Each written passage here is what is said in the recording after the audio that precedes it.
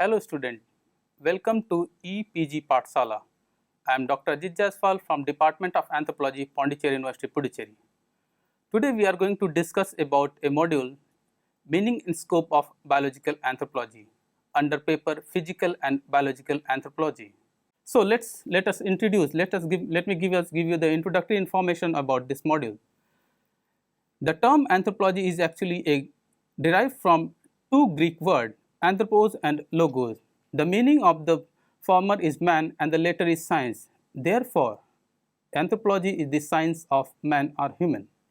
But its scope differs from that of other sciences dealing with human. Anthropology studies the different aspects of life of human, right from the date of his origin to the present day. For example, its physical feature, differences, cultural variation, social, political, religious and other affairs. Even though there are a number of scientists like Herskovits, Broco, Serge, they tried to define the term anthropology. But till today, the real definition which was widely accepted was not yet given properly.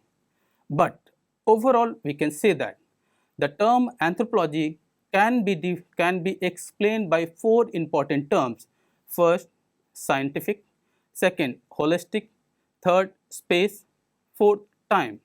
So we can say that anthropology is the study of man, or in fact we can say that anthropology is the scientific study of man in space and time.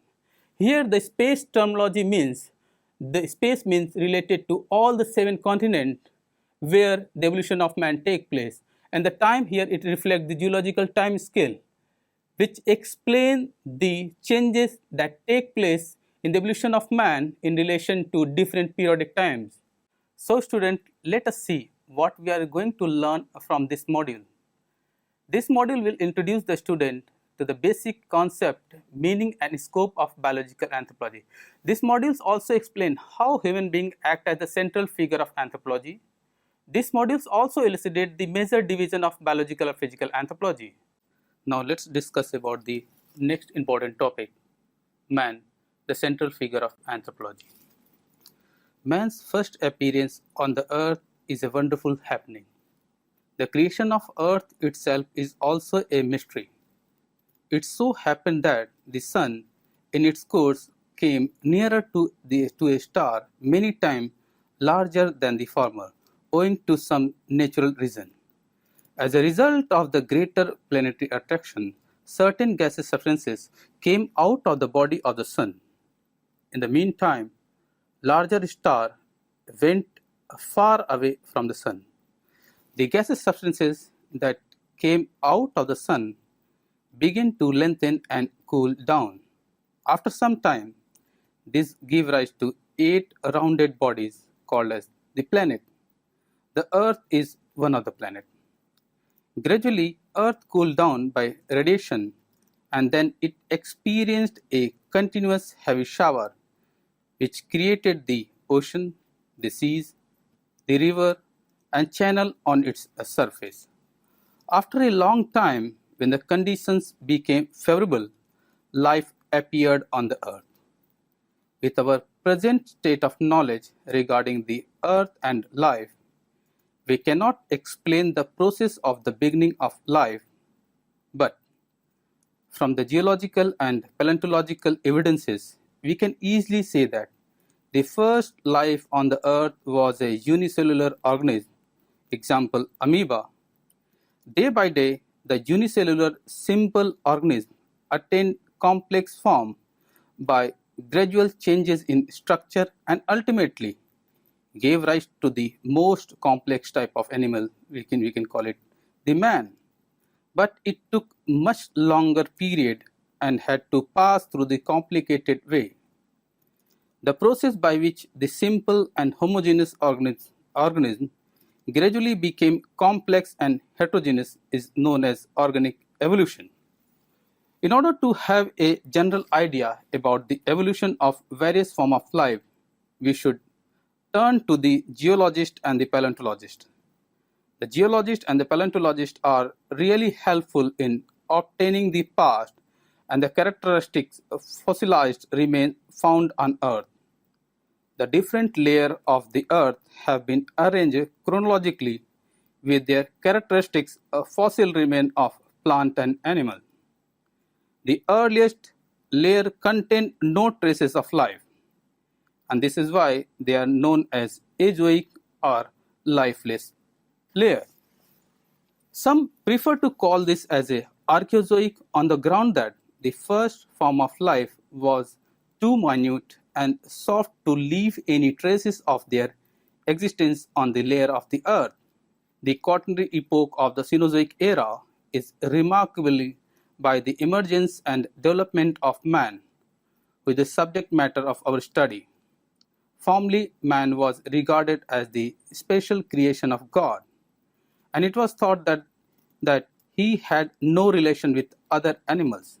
But at the beginning of the 19th century, the development of a few branches of science, especially paleontology, comparative anatomy, geology, etc., helped a few energetic persons to come forward demanding man's close relationship with other animals. As early as the 18th century and earlier, the bone remains of various extinct animals and dressed flint have been discovered by some scientists. On those facts, they tried to establish the great antiquity of man. The declaration of the scientists, no doubt, caused a great controversy. But when Boucher de Perthes, a French custom officer, discovered in the year 1846 a few dressed stone artifacts from the ancient gravel of Somme Valley near Abbeville, the controversy regarding the antiquity of man spread throughout the length and breadth of the country. Most of the scientists of those days opposed Boucher de Perthes' claim regarding the antiquity of man. In 1954, Dr. Rigoulot, after discovering a few Abbevillean types of artifacts from the sand pits of Saint Echoul, strongly supported the view of Boucher de Perthes.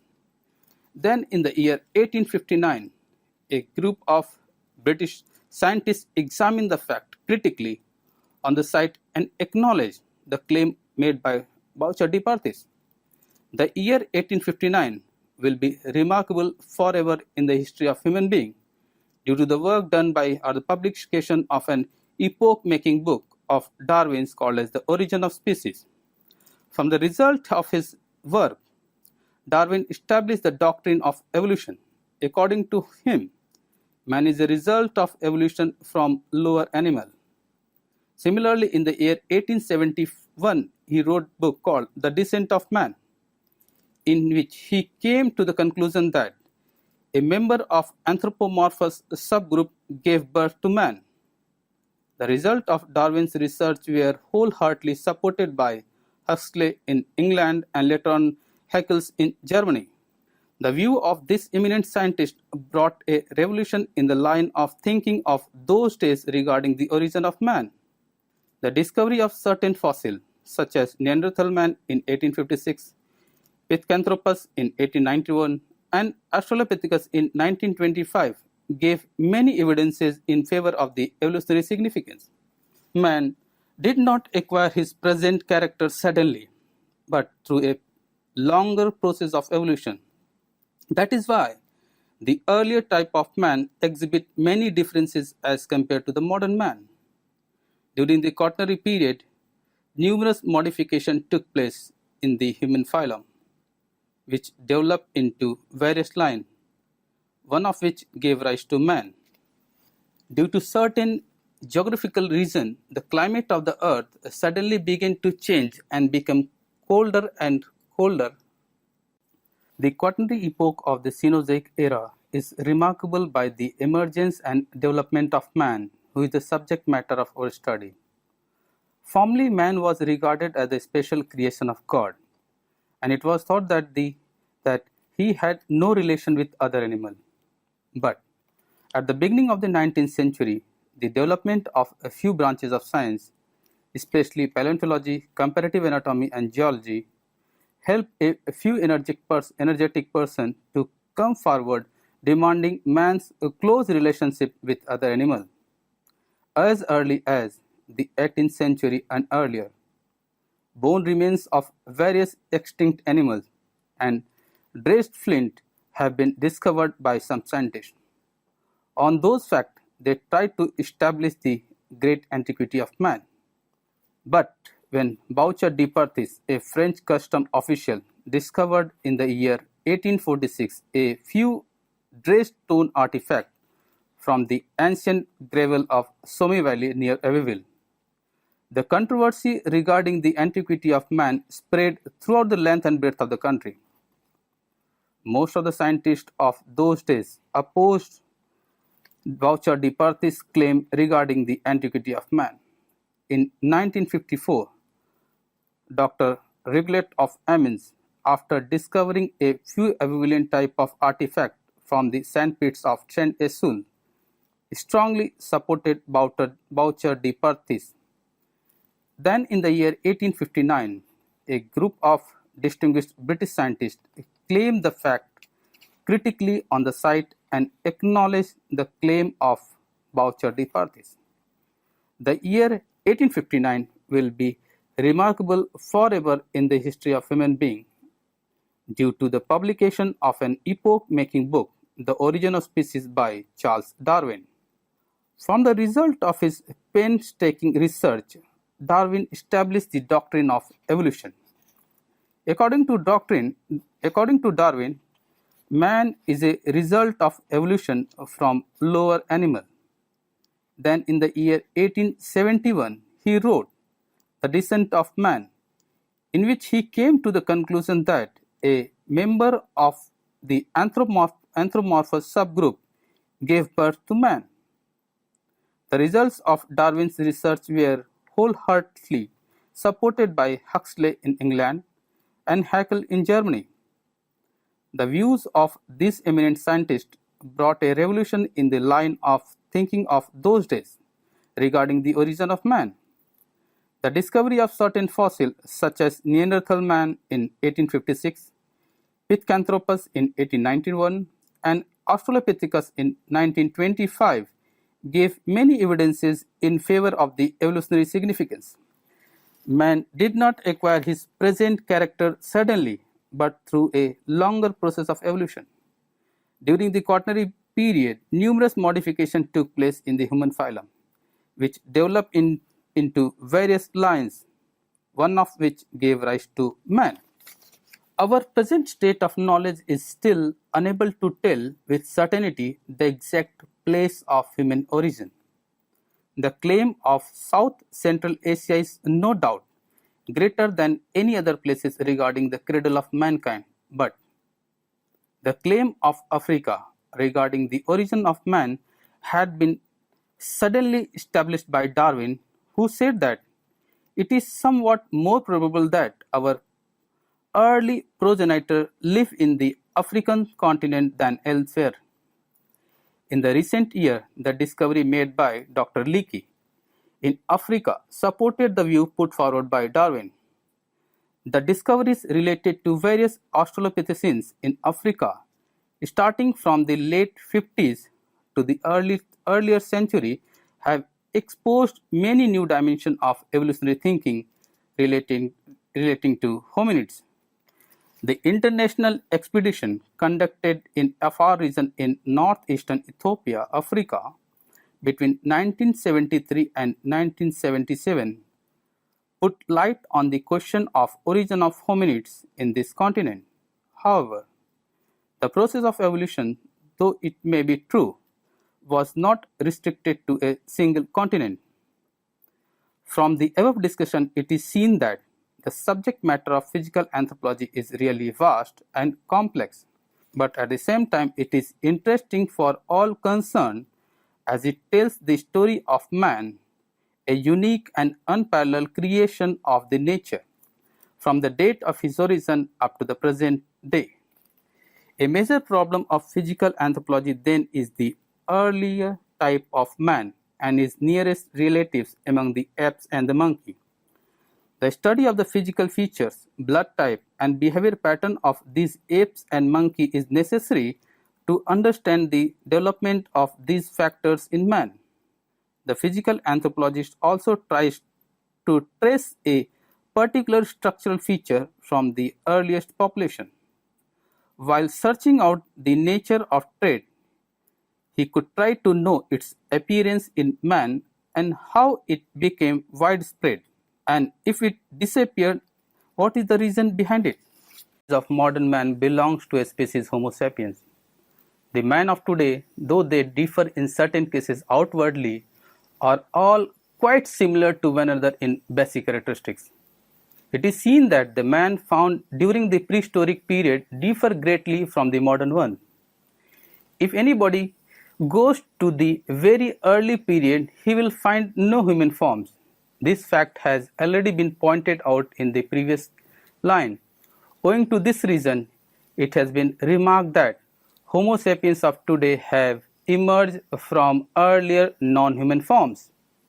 The way by which man developed from his non-human ancestors and also the process of change that is still going on in his bodily part is the subject matter of physical anthropology.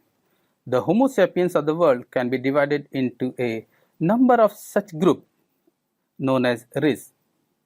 The race itself is a problem and its study requires much knowledge and care. In physical anthropology, the scientific study of different aspects of race like its origin, types, migration, intermixture, racial physiology and psychology is a complicated, interesting and thought-provoking matter. The study of man will be incomplete if anybody neglect the importance of environment on man's various working. In studying physical anthropology, we should know how the environment has affected and continue to affect the structural feature of man. In studying the diversity of human form, a physical anthropologist gives much interest on environmental factor. The various physical features which are the criteria for racial classification are dependent on the environmental condition. These are the main lines of study of physical anthropology. Physical anthropology should not be confused with human biology, anatomy and physiology. Physical anthropology in no circumstances studies man as a standard being as is done by anatomy and physiology. Physical anthropology tries to find out the differences on the basis of physical trait. With the help of this trait, a physical anthropologist distinguishes individuals within the species. Therefore, anthropology is regarded as the science of the group. Human biology, anatomy and physiological study the structure and the function of contemporary man, whereas physical anthropology deals with the man mainly from the racial and chronological viewpoint. Formerly, a large number of anthropological investigations were completely anatomical, as physical anthropology stood as an independent branch of knowledge when human anatomy was at its infancy. The anatomists tried to generalize their observation, whereas the essential duty of the physical anthropologist should be to point out the differential trait and also to analyze the cause of such differences. Okay, new physical anthropology. The focus of attention of the physical anthropology of today is being changed. The old physical anthropology has been considered primarily only as a technique, and the aim of this old physical anthropology concentrated on measurement and classification. The methodology has now been changed. The descriptive stage is now over and the analytical stage begin. Washburn given a two stages of this particular new physical anthropology, called as the classical physical anthropology and the new physical anthropology. He has emphasized that these two stages is look at the things somewhat differently. Yet there are no sharp limit dividing the two. Biological anthropology, a new concept. During recent period, the impact of genetical theory into the domain of physical anthropology has brought forth a revolutionary change in the line of thinking. In addition to measurement, observation and necessary analysis of human bone and different body parts, the modern physical anthropology has entered into the categorical study of various physiological perspective through biochemical and genetical viewpoint, and less stress has now been given on their linear measurement.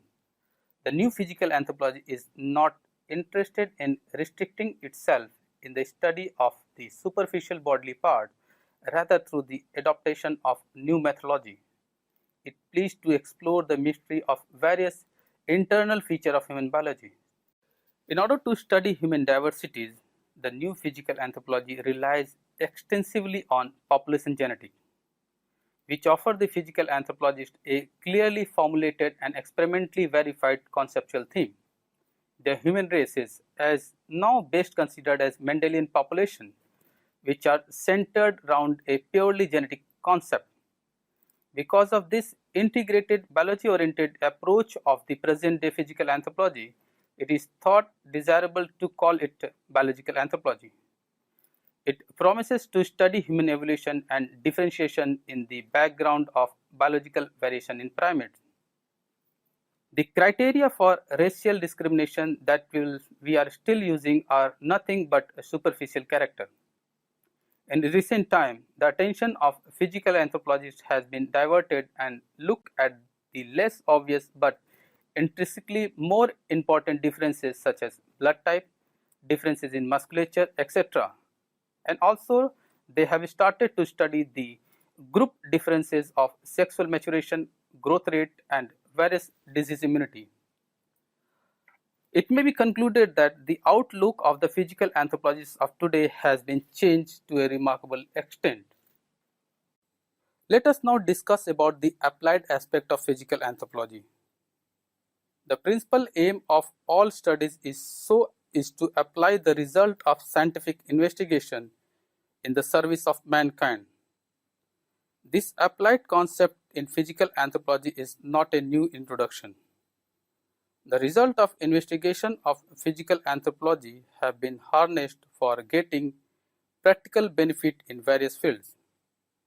The technique of anthropometry are greatly utilized in the field known as human engineering, a term used by the experimental psychologist and applied engineer doing work on biochemical problems. In anthropological sense, human engineering indicates the effort to design and build modern machines which would fit persons working with this. In the field of medicine and dentistry, pediatrics, orthopedics, orthodontics, and so on, the data of physical anthropology have been and are being utilized considerably. The physicians very often feel the need of anthropometry in their profession. The gynecologist should have an idea about the dimension of the pelvis of the expected mother and the approximate size or position of the head of the baby in the womb. It is essential for the surgeon to have an actual idea about the measurement of the bones at the time of diagnosing the presence of a bone lesion. Anthropometry has got a special role play in sports medicine also. The actual idea about the different dimensions of the body, increase in muscular volume, etc., can be obtained only by measuring the body scientifically. The use of this branch of science in finding the solution for many medico-legal problems is immense. The physical anthropologists have tried to utilize their result of study in understanding the different disease resistance to temperature, humidity, etc., which are optimum for them. The recent advancement in the study of human problematic situations and the physical anthropologist has been able to come forward to examine their data in the light of modern genetics. The result of their study have potentially important application. The studies of demography in physical anthropology have contributed many substantial facts which have been utilized in human welfare.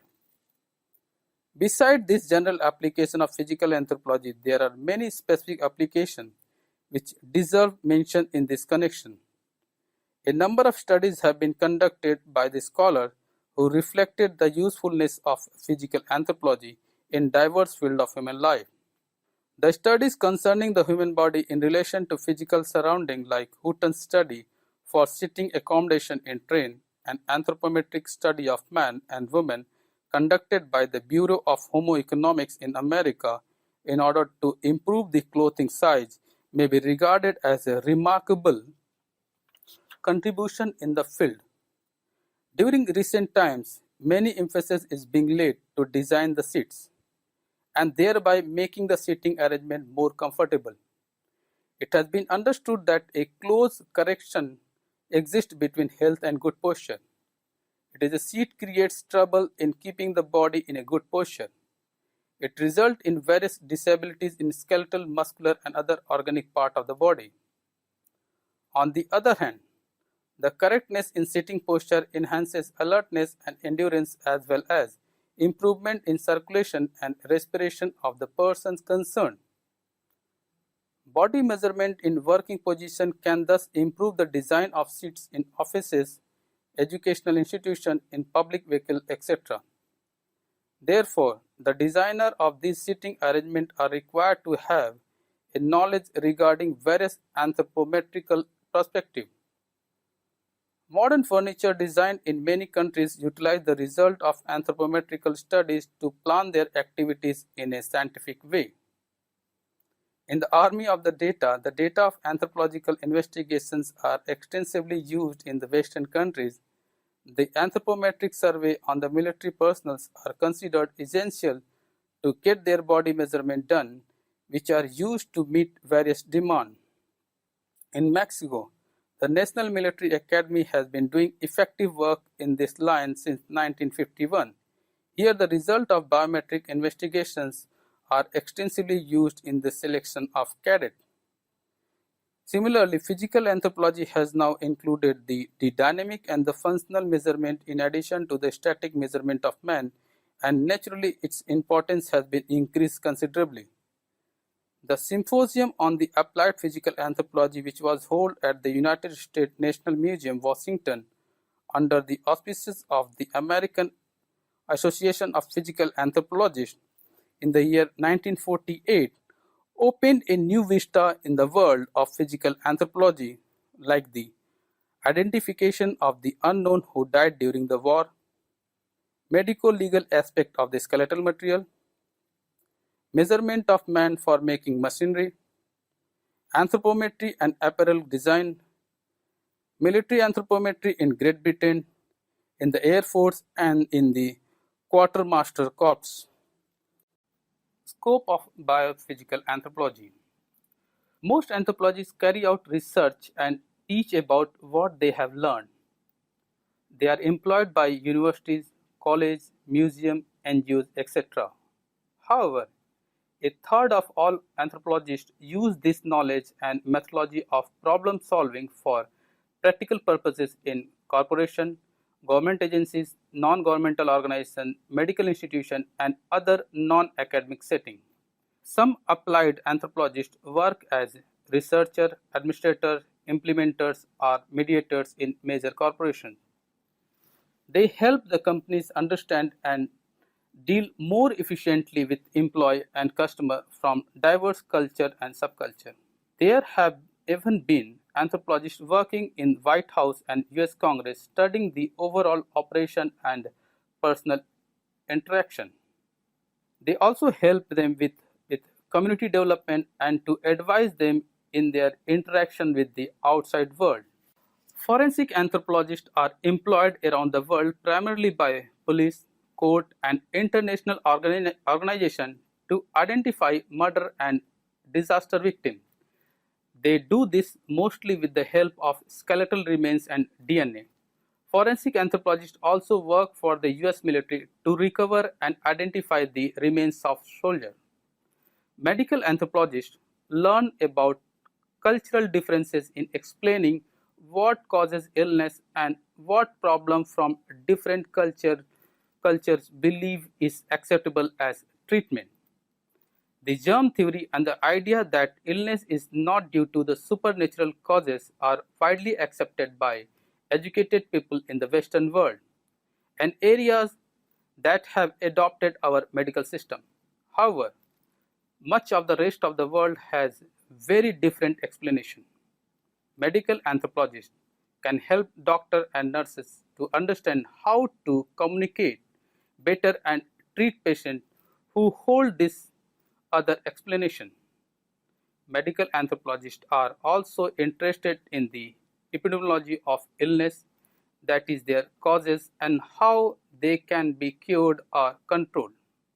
So, some cultural anthropologists work with indigenous people in many parts of the globe, such as the Amazon basin, in order to discover unknown plants and their uses. These researchers are ethnobotanists, and some of them concentrate on finding new potential medicines from among the plants used by these people. Now let's discuss about the major division of physical anthropology. Physical anthropology covers a vast field of study which plays to explore human mystery related to their origin, differentiation, diversities and distribution. With the impact of genetic approaches during the recent times, physical anthropology has been getting considerable extension.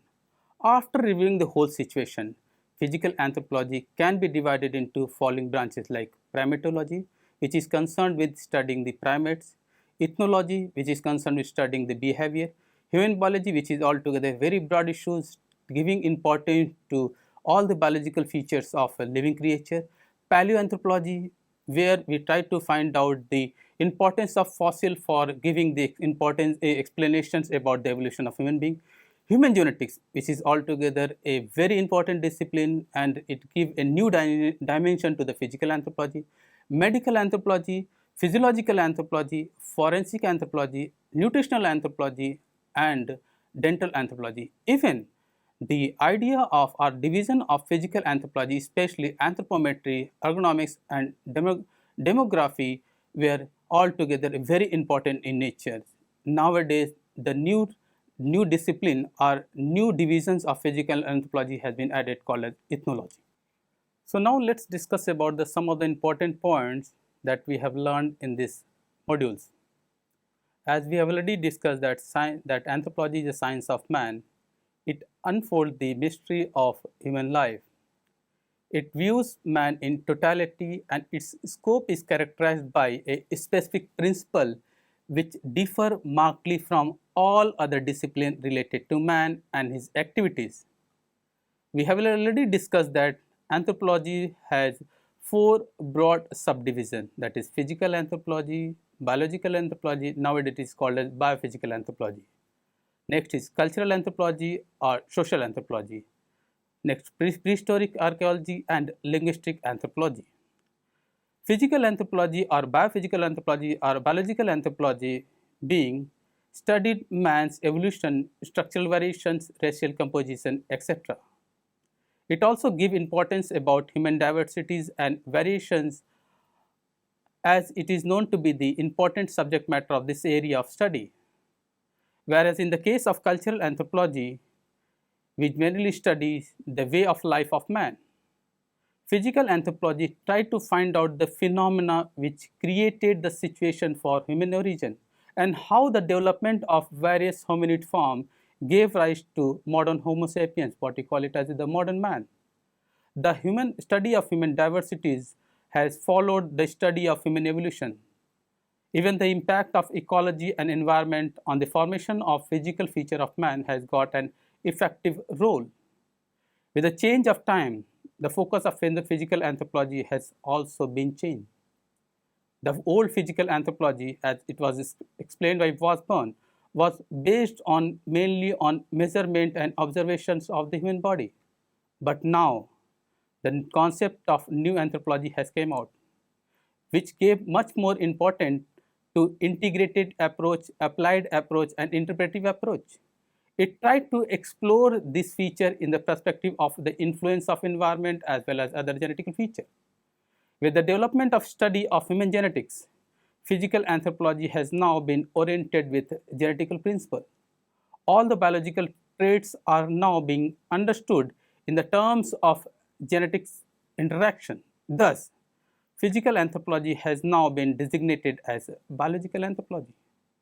The application of the result of study on physical anthropology in human life and work has been proved very effective. That's why the new concept, what is called as applied aspect of physical anthropology, has got a variegated role in the welfare activities of human communities, especially in the field of health, hygiene, biological hazard, and various misconceptions. Thank you.